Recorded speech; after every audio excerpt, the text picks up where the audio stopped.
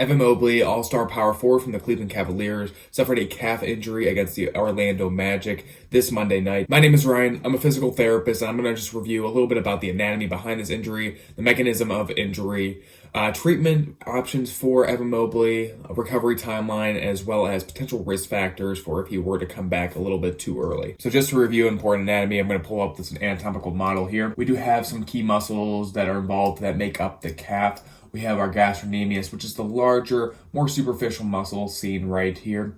This crosses both the knee and the ankle. Then we just have our soleus muscle, which just lies a little bit deeper from the gastrocnemius. Both these muscles work together in order to plantar flex the foot. This is where they push those toes downwards towards the floor, as seen on this video here. They're very involved in very specific basketball type movements like sustained running for endurance, as well as explosive movements like jumping. So for a mechanism of injury for a calf sprain, this is either a forceful push off or a deacceleration from that individual. Some common mechanisms for basketball players include exploding into a jump for a rebound or block, accelerating in transition, or as well as planting a foot to change direction and while you're playing defense. All these movements have in common is that calf muscle is being stretched while contracting, which is just another term for that eccentric contraction where that muscle strain is very typical or likely to happen. So with calf strains, in early recovery, it's really important for rest and ice. It's really important to control the swelling to avoid any explosive movements. Now we have the rehab phase where they're going to start working on gradual calf stretching.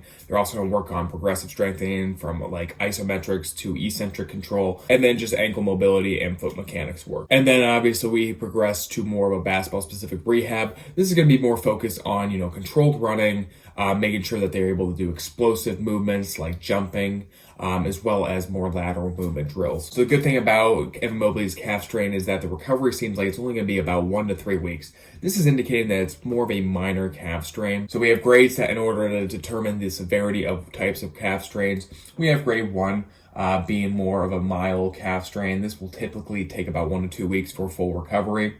Then we have grade 2, which is more of your moderate calf strain. This will take most likely about 3 to 6 weeks.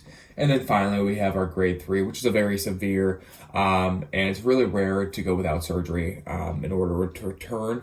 This will typically take about 6 weeks for full recovery. Now with Evan Mobley, it most likely indicates that with the time that he's suspected in this, he probably is sustaining a grade 1 calf strain. However, it's very important that players do take their time and rehab appropriately when coming back from these injuries.